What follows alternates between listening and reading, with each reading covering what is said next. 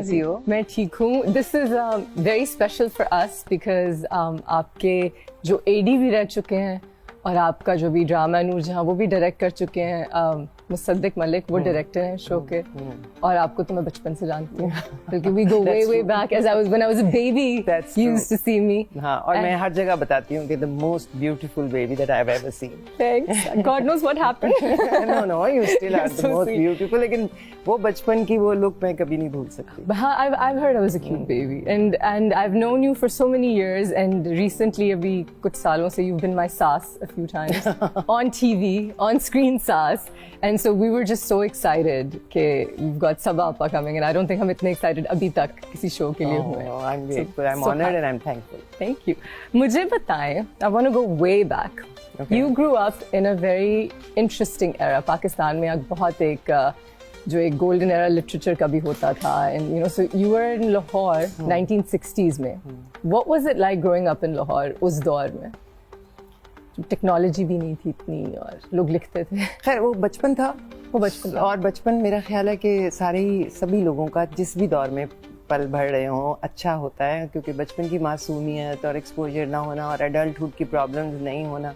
सो हमारा भी बचपन ऐसा ही था. बहुत फैमिली ओरिएंटेड, बहुत बड़ी फैमिली और बहुत आना जाना मिलना मिलाना.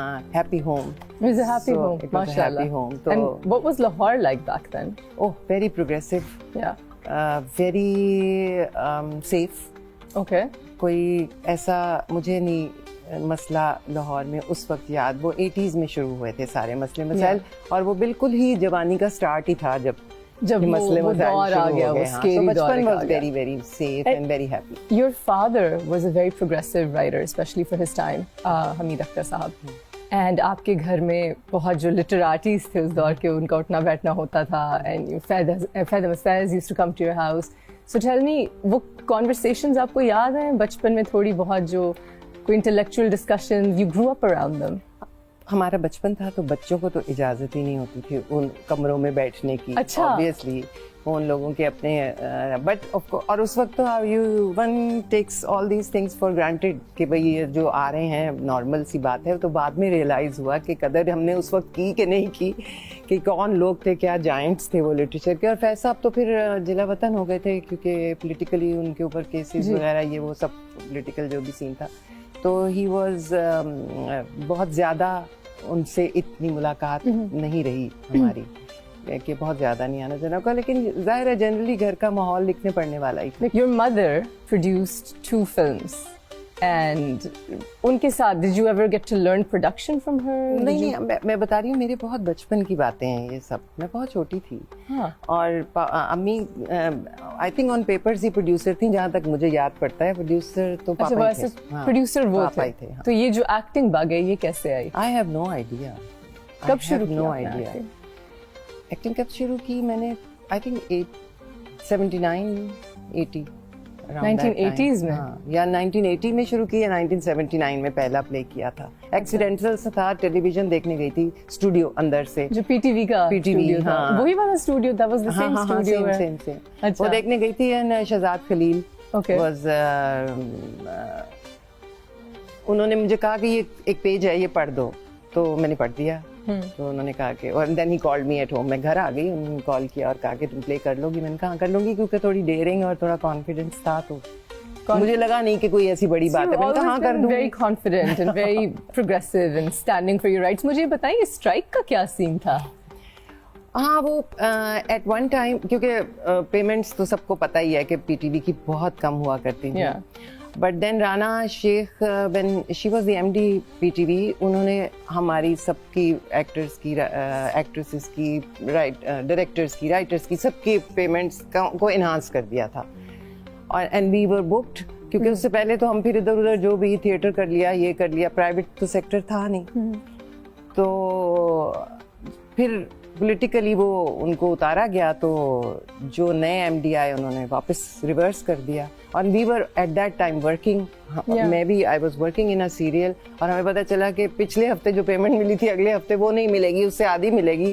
तो refuse to. I always wonder कि कैसे मतलब my mother was an actor, you guys work together and I just wonder कि घर कैसे चलते थे. बहुत you know, with that نہیں kind اس کو فل ٹائم آپ اس کے اوپر گھر نہیں چلا سکتے تھے, شوق سے ہی ہو سکتا تھا بس. اس بس ان پاگلوں کے لیے تھی جن کو بہت ہی شوق, مطلب ہے کہ بس کر لیا, سے پاگلوں I mean mad about work. میں ٹرانسلیٹ کرتی ہوں تو وہ تھوڑی بدتمیزی لگتی ہے, but over the years آپ نے worked so much, اتنا آپ نے کام کیا تب سے لے کے اب تک. کوئی ایسی collaboration ہے جو آپ کے ذہن میں بیٹھ گئی ہو, جو آپ نے بہت انجوائے کی ہو؟ فیملی فرنٹ میں تو ہر جگہ بتاتی ہوں. Family front. I love working in family front and I just your best friend directed it. Yeah. Yes. But I didn't know him at that time. اچھا. وہیں سے تو دوستی ہوئی تھی. اچھا.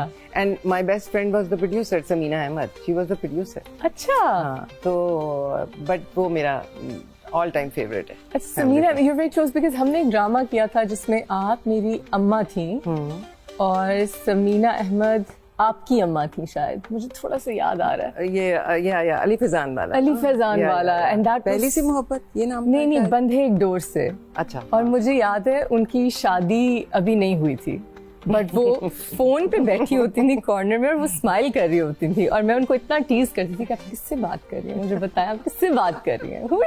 And you guys used to سے کہ nobody, she's not talking to anybody. What do you mean? Why are you bothering her? But I was right. میری تو بالکل شکی طبیعت نہیں ہے نا, لیکن تم نے پکڑ لیا. میں نے پکڑ لیا.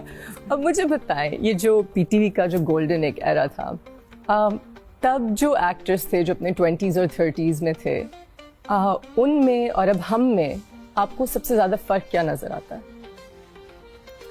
دیکھو کام کے کرنے کا سٹائل ہی اتنا بدل گیا ہے کہ میں یہ نہیں کہہ سکتی کہ ایکٹرز بدل گئے ہیں. اب ایک ڈفرینٹ طریقے سے کام ہوتا ہے, تو اب وہ ایکٹرز اس سانچے میں ڈھلے ہوئے ہیں. اس زمانے میں اور طرح سے کام ہوتا تھا, تو اس زمانے کے ایکٹرز اور طرح سے کام کرتے تھے.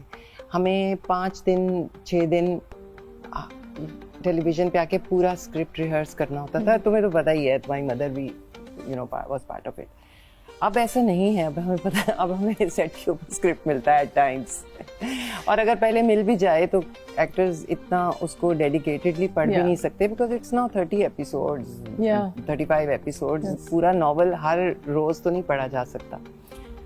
تو لیکن یہ کہ پوری میں تو فل مارکس ٹو دیم کہ وہ ان کنڈیشنز میں, جو کہ ذرا تھوڑا سا کریٹیولی ذرا مشکل ہے. اب پہلے تو ہم جب سیٹ پہ جاتے تھے, we would have been prepared, پورے لائنیں ہمیں یاد ہوتی تھی, پوری مووز کا ہمیں معلوم ہوتا تھا. ری ٹیک کا کوئی سین ہی نہیں تھا, ہر سین ایک گو میں ہونا ہے بس پورا. اور ملٹیپل کیمرہ پورا سین 3 کیمرہ شوٹ تھی, اور جس سے کوئی مسٹیک ہو جائے, غلطی ہو جائے اور اس کی وجہ سے ری ٹیک ہو, وہ اس کو بہت لک ڈاؤن کیا جاتا تھا. تو everybody would try very hard.